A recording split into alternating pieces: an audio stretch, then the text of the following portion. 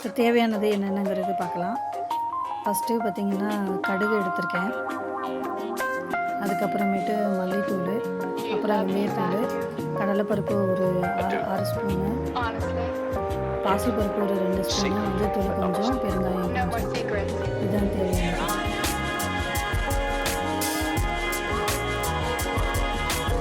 அடுத்து புளி பார்த்திங்கன்னா ஒரு கப்பு கெட்டியாக கரைச்சி எடுத்துக்கோங்க. இப்போ எண்ணெய் ஊற்றி அதில் கடுகு, கடலைப்பருப்பு, பாசிப்பருப்பு போட்டு கருவேப்பிலை போட்டு நல்லா பொரிஞ்சதுக்கப்புறமேட்டு இந்த நம்ம கரைச்சி வச்சுருக்கிறோம் இல்லையா புளியை அது போடணும், அதை ஊற்றணும். ஊற்றி நல்லா மிக்ஸ் ஆகணும்.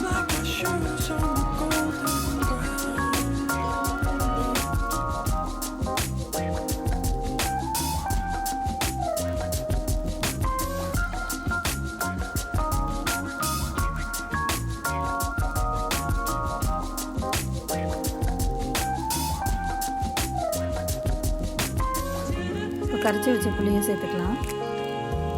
சேர்த்து அந்த எண்ணெயும் புளி தண்ணியும் பார்த்திங்கன்னா நல்லா மிக்ஸ் ஆகி வரணும்.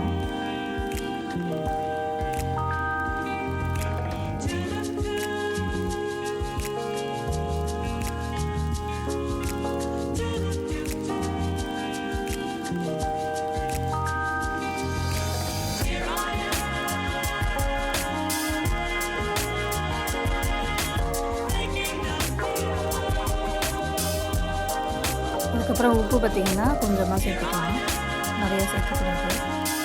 இந்த தண்ணி அளவு எவ்வளோ அப்படிதான் சேர்க்கணும். இப்போ நல்லா கலந்துக்கிட்டே இருக்கணும். அடி பிடிக்காமல் இந்த எண்ணெயிலேயே புளி ஃப்ரை ஆகணும். ஃப்ரை ஆகி நல்லா திக்காக வரணும். திக்காக வந்ததுக்கப்புறமேட்டு தான் மஞ்சத்தூள், மல்லித்தூள், வெந்தயத்தூள், அடுத்தது பெருங்காயத்தூள், இது எல்லாமே நம்ம சேர்க்க போகிறோம். இப்போ நல்லா கொதிச்சிட்ருக்கு. இப்போ சாதம் பார்த்திங்கன்னா நல்லா குலைவாக வேக வச்சு எடுத்துக்கலாம். இந்த மாதிரி இந்த பதத்துக்கு இருக்கணும். ஏன்னா அது கிளறப்ப பார்த்திங்கன்னா விரைச்சிக்கும். குலைவாக இருந்தால் தான் கொஞ்சம் நல்லாயிருக்கும். இந்த மாதிரி எடுத்து வச்சுக்கோங்க.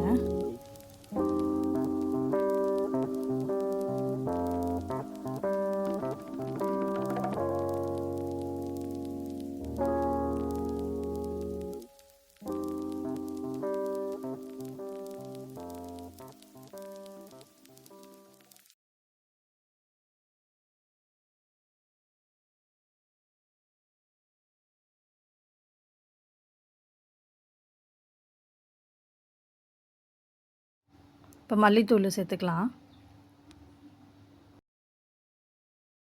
வெந்தயம் 1/4 ஸ்பூன் சேர்த்துருக்குறேன். பவுடராக சேர்த்திங்கன்னா 1/4 ஸ்பூன் போதும். அடுத்து மஞ்சத்தூள் சேர்த்துக்கிறேன். வெந்தயம் பொறுத்த வரைக்கும் முழுசாக கூட சேர்க்கலாம். அது எண்ணெய் ஊற்றுறீங்க இல்லையா, எண்ணெய் ஊற்றின உடனே கரெக்டாக ஒரு எண்ணி ஒரு 5 வெந்தயம் நீங்கள் சேர்த்துக்கங்க. அதுக்கு மேலே சேர்க்க வேணாம்.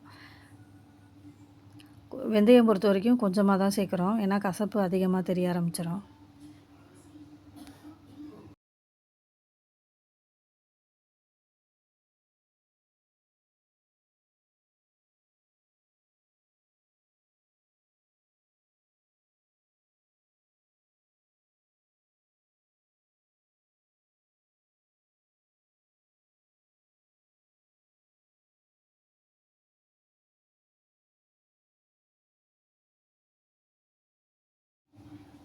ஒரு 1/2 ஸ்பூன் பெருங்காயத்தூள் போட்டு இப்போ நல்லா கிளறி விட்டுக்கலாம்.